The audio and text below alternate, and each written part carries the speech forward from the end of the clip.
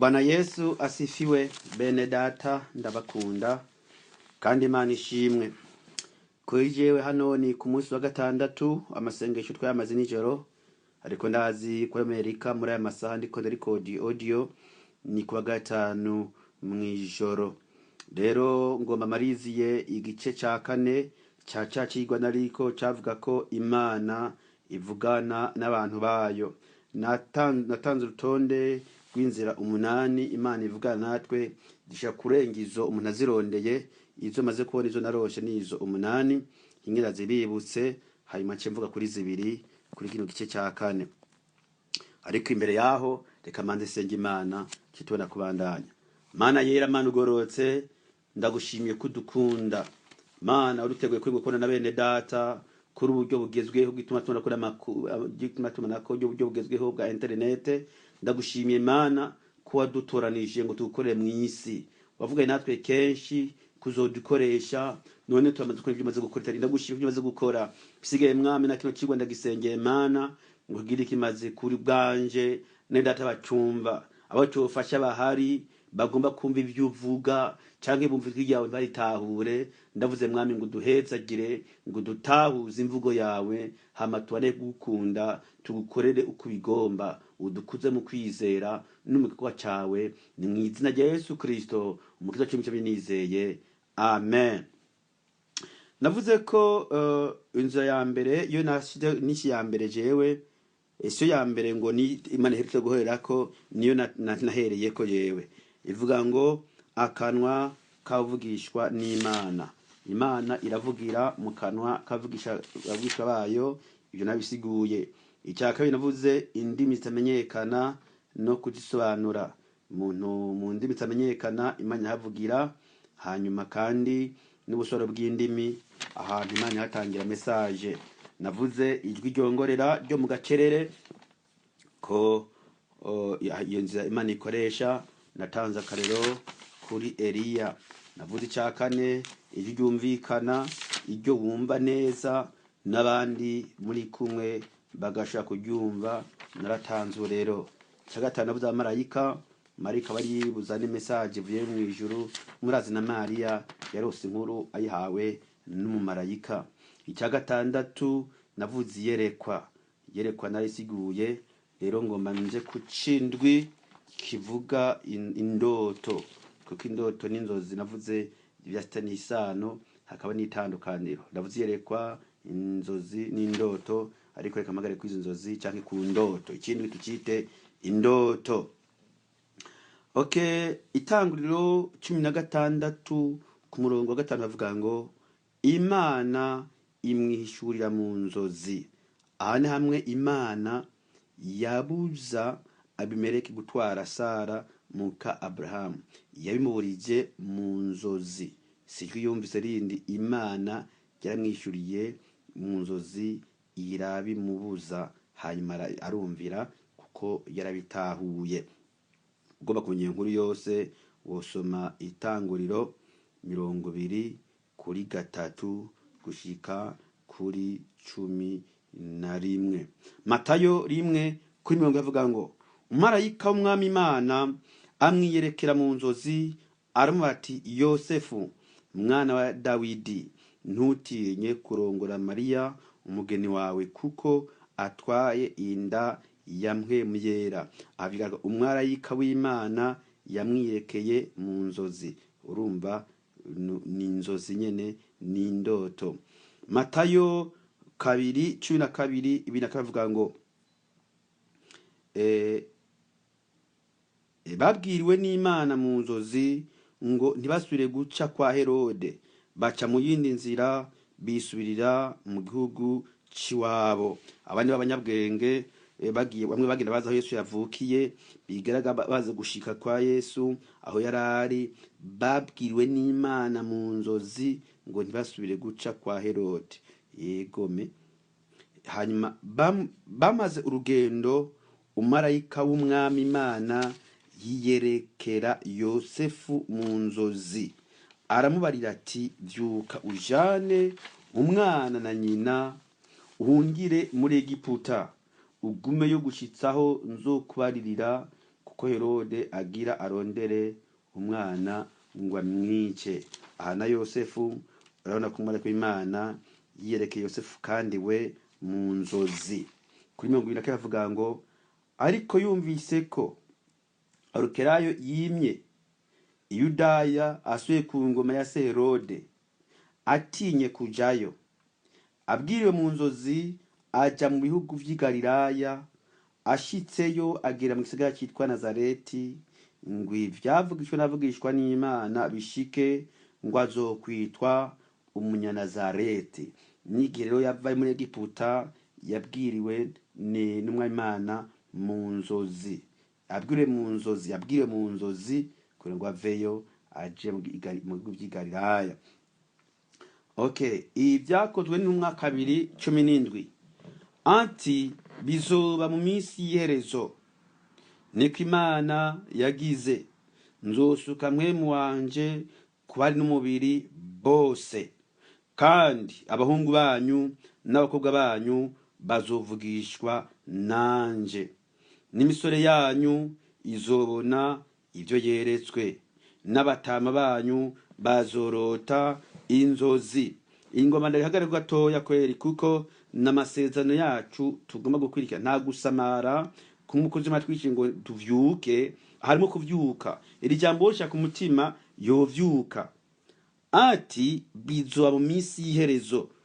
Murazi byavugishwe n'umuvugishwa yitwa Yoweli. Muri Yoweli 2 ushaka kwisoma ukabibona, ariko hari mu isezerano rishasha mu vyakozwe n'intumwa 2:17 ati niko Imana yagize, kwizosuka mpwemu kubari n'umubiri bose. Iyi ni isezerano kubari n'umubiri bose. Hamwe tworonka mpwemu yera, hamwe twokuzura mpwemu yera. Aya masezerano na yacu yo kuvugana n'Imana muri buno buryo. Abahungu banyu n'abakobwa banyu bazovugishwa nanje. Ko twavuze ko mu kuvugishwa Imana irahavugira, abantu bakavugishwa. No message iba y'abandi, hari kurumva ko hari abavugishwa, kandi n'imisore yanyu izobona ibyo yeretswe. Rero abasore kwerekwa ni haki yawo, n'abatama banyu bazorota inzozi. Rero umuntu ushobora kuba barose inzozi, nagiye ko hariho ingabire zo gisobanura. Hari naho urota ukabisobanukirwa, ukamenya ikimari ko abenshi uzosanga bagera kumenya ko bari barose inzozi canke beretswe bishitse, bari babipfuzi. Rero umaze kubigenza ugasanga ivyo urota biraba cucu ubwenge, ukibirose ugerageza kubimenya, umenye n'icyo wokora. Iyi niyo ntumbero mfise y'iri jambo. Bakundwa, Imana yavugana natwe, abantu benshi kweri barabikinako, kandi reka mbandanye. Danieli 2:19 nuko Danieli ahishurirwa ayo mabanga, avyerekwa nko mu nzozi mw'ijoro. Maze Danieli atazira Imana yo mw'ijuru. Maze Danieli ari mavugishwa bakuru kweri banditse muri Bibiliya. Nabumva ko yagiye yerekwa canke yagiye arota inzozi. Hano ngo yahishuriwe amabanga, avyerekwa nko mu nzozi. Urazi yagiye arotora indoto, arahasema kuva kurotora indoto, ndiko ndavuga kurota inzozi cye kurota indoto. Hari indoto wozirota ntuzimenye, ariko nka mu bwo basenzi cyangwa mu bwo bakristo musenga hamwe, indoto zivuze ntihobura uzirotora. Muri bukana Yosefu giye arota indoto, akizivuze gusa baciye amenya icyo isobanura. Hariho n'indoto umuntu yokurotorera ugacumenya icyo bisobanuye atanaho uroye, kugira ko ari ibyibo cyangwa ari ibyo cyari kuwundi, kuko bivanye n'amazingira muri mwo. Hari naho urota umwana w'ugwawe akavuga ibyo yarose, ukabika barivuga namwe, kuko Imana ituma wigombye, ivugisha igombye n'ukurota. Mbega hari cyo urote mu rugo, hashobora kurota umwana, hashobora kurota umugabo, hashobora kurota umugore. Iyo mukundanye rero mukavugana indoto zanyu, by'ukuri mwomenye icyo Imana yavuze. Niyo mwasenze hari utumva ijwi ry'Imana, hari mukarota ukaronka inyinshi ibyo wasengeye mu ndoto. Hari naho urota ubundi akakubwira ibyo yakuroteye. Mpora mbona abantu bandoteye bakandi ibyo bandoteye, ndabishimira Imana. Usuye kandi Danieli 2:8 avuga ngo ariko mw'ijuru hari Imana ishura amabanga, kandi ntiyakumenyesheje ibizobaho mu bihe bizoza mugenzi. Inzozi zawe nibyo werekwe mu mutwe uri ku kigwa byawe nibi.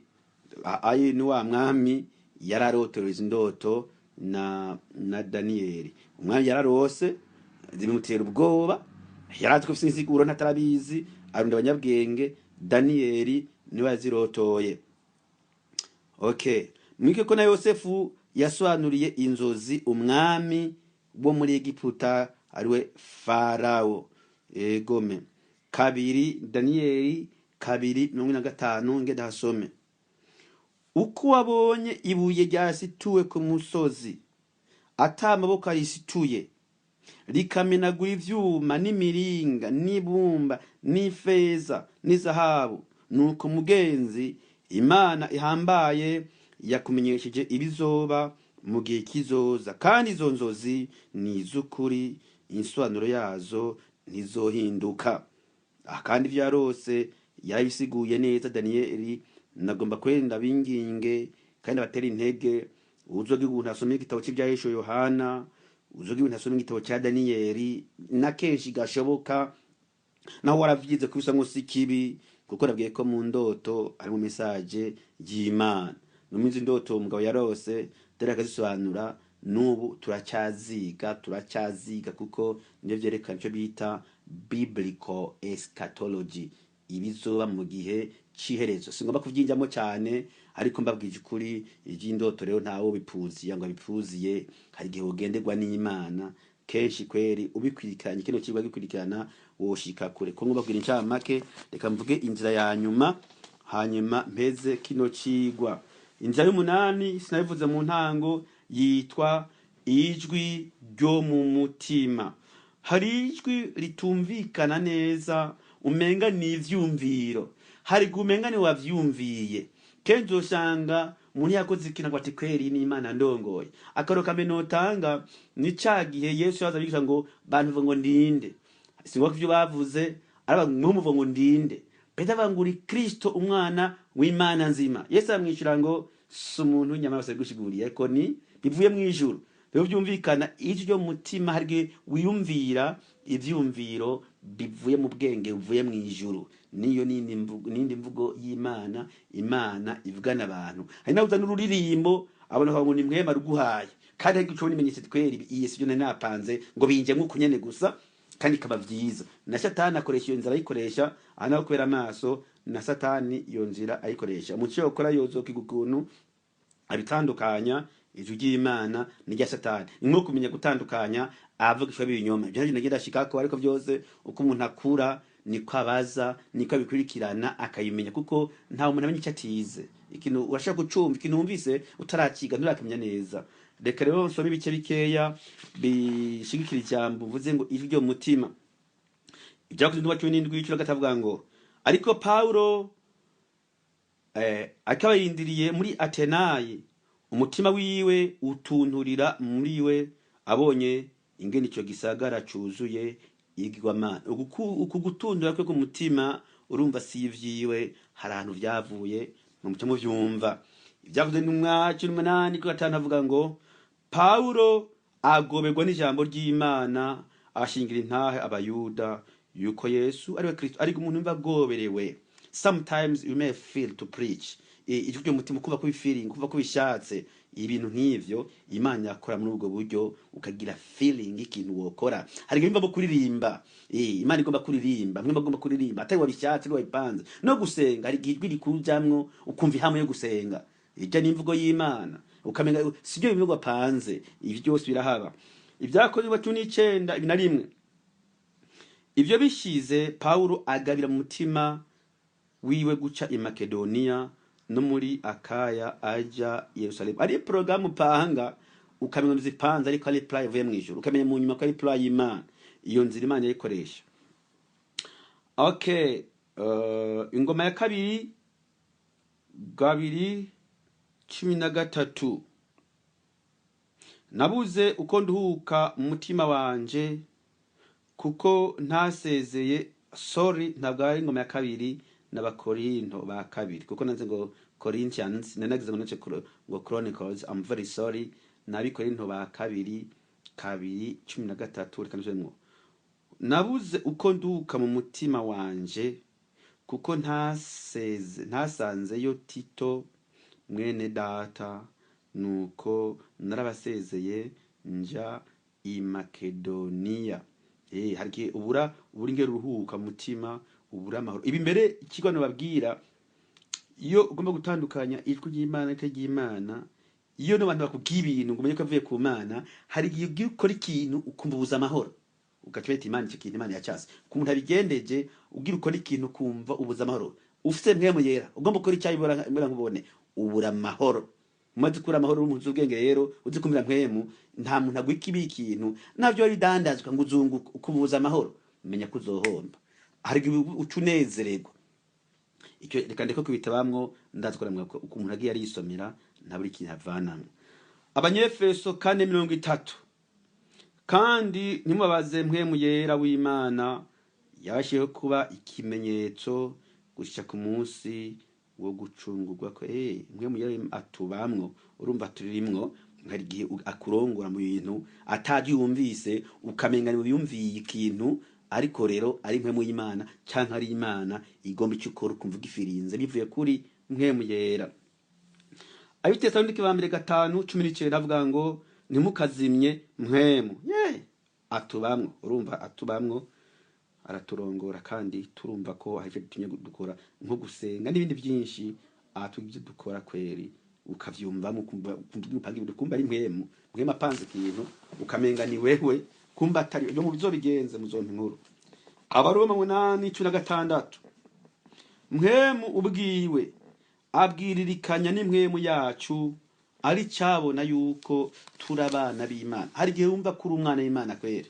Ndibuka umunsi umwe ninduta ndiko ndaririmba sinobahisha indimbe 50 mu Giswahili, ngumba ndayisubiramwo ijya indirimbo yerekana ko turabana b'Imana kabisa. Mu Giswahili 50 ugombye woisoma ukayiririmba ngo sitasumbuka kwani Mungu ni baba yangu kabisa. Iyo ndirimbo ndiko ndirimbo mpwemu yamjako ndamenya ko Imana ari data. Abantu barazwi Imana ari Isi, ariko nta migendane bafise. None Imana ata migendane mufise niso gute? Ugomba kumva ko ufise imigendanire yayo, kandi ibyo ubifiringa neza wuzuye mpwemu. None mpwemu akurimwo numva connection yawe n'Imana, ukumva ko Imana ari data, ukanayisenga. Ibaze cyo umuntu areka kuja ku kazi akaja gusenga, nuko afise connection n'Imana, agaheba amahera akarondera Imana. Nta muntu mukundanye umara igihe ukamwirengagiza, ugomba kumuha umwanya. Ari umuntu gusa ugaheba ibindi byose, ari umwana ari umugore ari umugabo uramuha umwanya. Rero n'Imana tuyiha umwanya. Akamaro kari naka mpwemu w'Imana abirikana impwemu yacu ari cyabona ko turabana b'Imana. Okay, urazi ko mutima w'umuntu aba amajwi abiri, icyo mwese murakizi.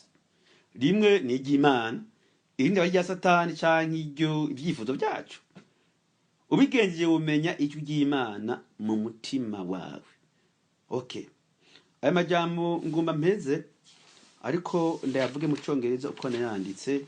Abenshi mitwebwe rumva Icyongereza, abatacumara byinshi nabisiguye ko n'amajambo mu kibuye ashaka kongora, ariko insiguro nyinshi nazitoye. Hano handitse ngo iryo ryo mu mutima ingene gitwa ngomba ko byumvikana cyane kwa vyumva, bavyitwa intuition canke impression canke inner consciousness canke inspiration. N'amajambo ashikane ariko atandukanye, ariko urumva ko ari mpwemu avugira mu mutima wawe, ukamenga ni uvyumvise ko mpwemu bizanye muri wewe kabisa. It can come in a various forms and ways. The fact the Holy Ghost act he chooses. It is the impression upon man's spirit. Rero habisa ko tugira imyimenyerezo kubikurikirana, kubisuzuma, kubigenzura. Undi muntu akivuga ngo kugendeza biruta kuraguza. Hakuraguza wogendeza.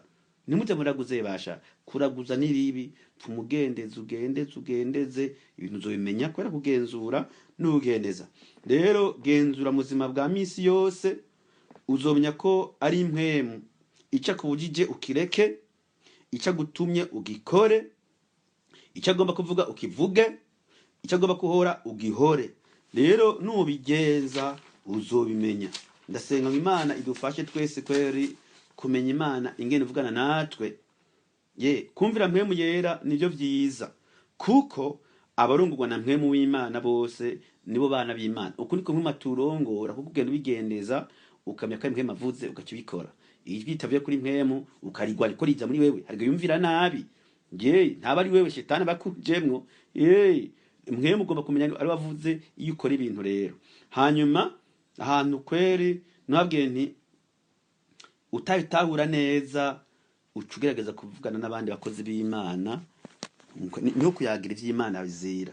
Mihangane audio unsa n'uwitebeje gatoya, reka ngere conclusion kugira ngo mpeze nce senga. Niyo cyatumye Imana iduhuza ngo dufashanye mu ngabire zacu zitandukanye. Ushavuga na bene data by'Imana mukaremeshanya, mukabazanya, mukabwirana amakuru y'ijuru. Reka nsenge mu guheza kuko imyanya mbona ko nkwije 20 minutes. Mana yera, Mana ugorotse, ndagushimiye kuri kino cigwa wemeye ko nsangira na bene data. Mana uriho kandi uravuga. Mana yanje do gutahura imvugo yawe mu buryo butandukanye. Umuntu wese ijambo ryamaze kutubwira ko afise kimwerekana ko mpwemu yera, afise mpwemu yera bose, utugira ubuntu tumenye imvugo zawe. Ari mu ndoto tubimenye, ari ryumvikana tubimenye, ari ryo mutima tuvyumve. Uko wabigabiye mwami mu buryo butandukanye, avuga indimi zitamenyekana ubagira ubuntu, abo kuzisobanura baboneke. Mwizina rya Yesu Kristo ndakwingiza ngo tugenderere n'uteke twe mugihe nyiki tumo kigoye abantu benshi ari mu mazu kweri ikiza cya corona cyateye. Keho ude kumva ijwi ryawe icyo tugomba ko dukora. Urakoze kuduheza ko tugira ubuntu mwiza Yesu Kristo umwami wacu byisabye nizeye. Amen. Mwese Imana ibahezage umugisha. Ni mwene so Alpha Nduwimana. Amen.